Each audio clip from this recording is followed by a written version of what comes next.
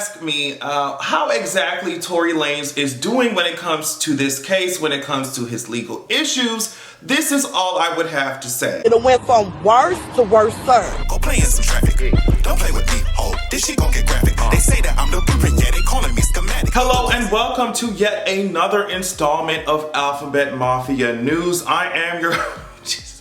I'm your host, Adrian, and we're here to talk some shit. We're here to do what we do.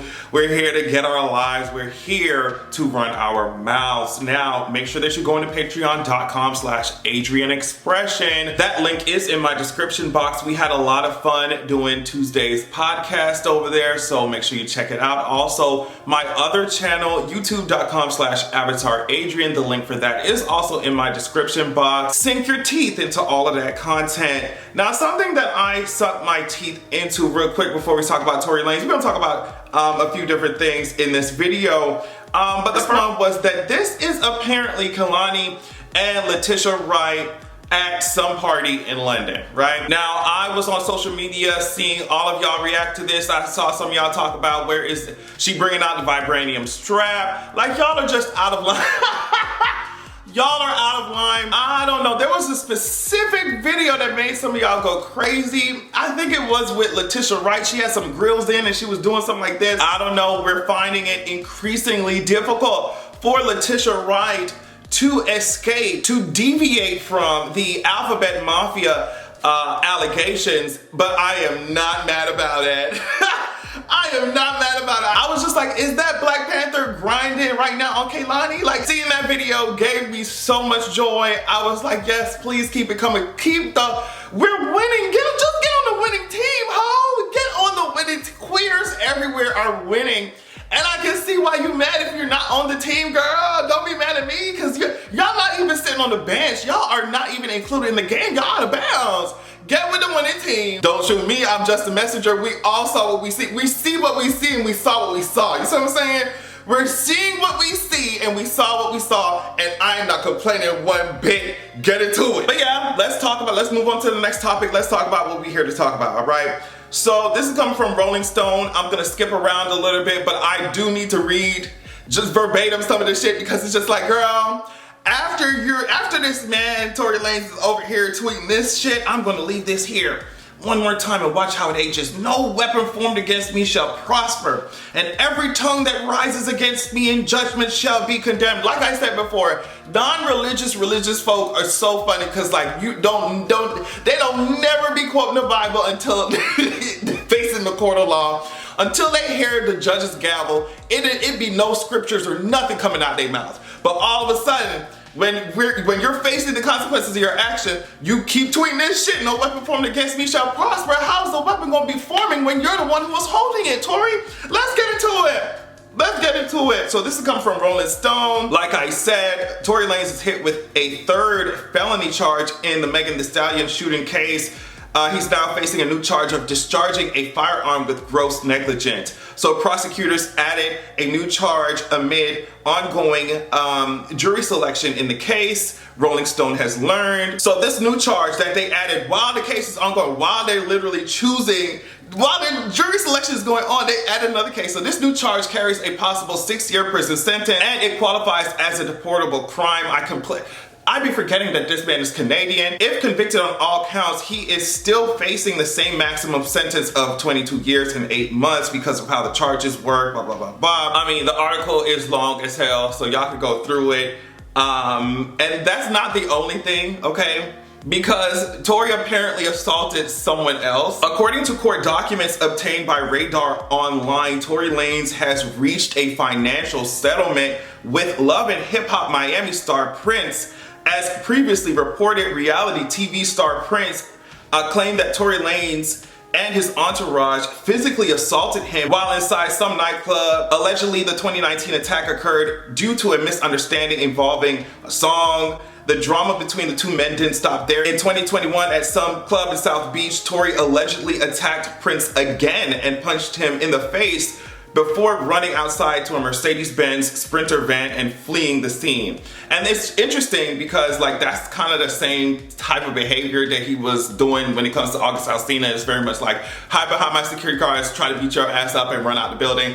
And it's just like, girl, so not only while you're waiting for this Megan trial to really get into it, you had to come to a financial fucking settlement with this guy, Prince, that you have fucking assaulted not once but twice. And then that shit with August Alsina. And then, like I said, now this shit with Megan. So y'all really expect me to sit here and believe that this man is not just out here trying to be as fucking violent as he can. And it's just like, looking at how all that shit stacks up against his annoying ass, like looking at all of that, and then looking at Megan and what Megan is about and what she doing and her story and the fact that she is not out here beating people up at fucking nightclubs, y'all go look at those two scenarios and think that Megan is the one who's fucking lying? You cannot be serious. Like it's just, it don't make no fucking sense. It don't make no sense. But yeah, that's really what's going on. Like here it is, you're preparing for this trial. You're hoping that everything, all your ducks are in a row, and they adding more charges on your ass. Like what?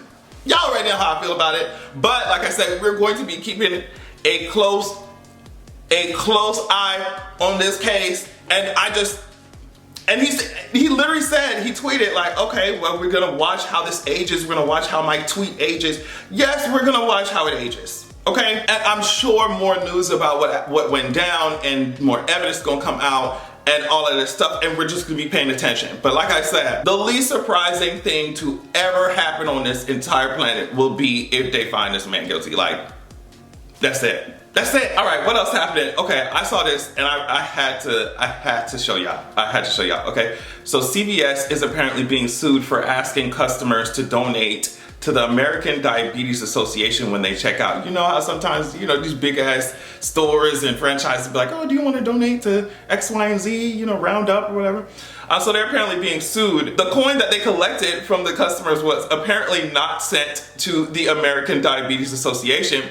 CVS used the funds to reimburse itself for charity donations. According to a lawsuit filed by a New Yorker, this money is allegedly being used to repay a $10 million commitment that the pharmacy chain has already made to the ADA, unbeknownst to the customers. And it's just like, god damn, the suit accuses CVS of engaging in fraud and violating consumer protection laws in all 50 states. In essence, it argues that CVS is guilt-tripping customers in the checkout line to reimburse its own charitable donations. That's some shit. That's some shady ass crazy shit. I ain't got too much to say about that, but it's just like, I already knew that people had been like, all right, be careful when you, just understand that when some of these big ass companies ask y'all to donate to these causes, like just understand that sometimes it don't be going to where it's supposed to be going. And I'm just like, damn, to be a big ass company and be that bold to do, like,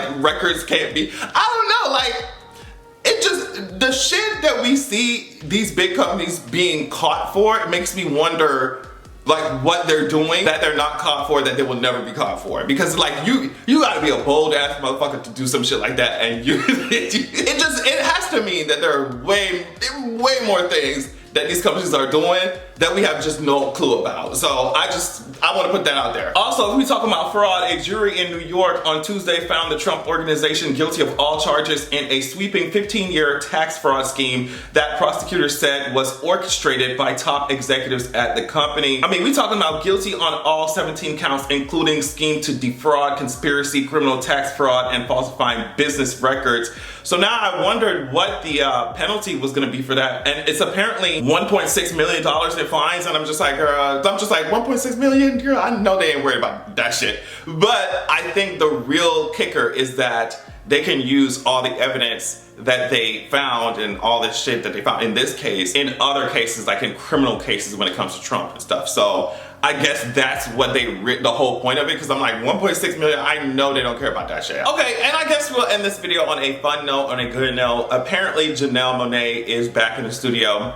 She's making art, she's doing her thing, and I really think Dirty Computer was criminally criminally underrated, so I can't wait to see what else she's cooking up. Mamas, give us exactly what we need. Take your time, do what you need to do, but I'm ready to hear her art. I love her shit, and we definitely need it. I feel like, you know, because of how shitty 2021 was, a lot of people entered 2022 thinking like, oh yeah, this is gonna be our year. Maybe it was a year for you personally, but as a whole, and for me, I'm just like, damn, 2022 beat my ass. Okay, so I don't care, Janelle Monáe, the rest of my girls, please give us some art, please give us something, because we desperately need it.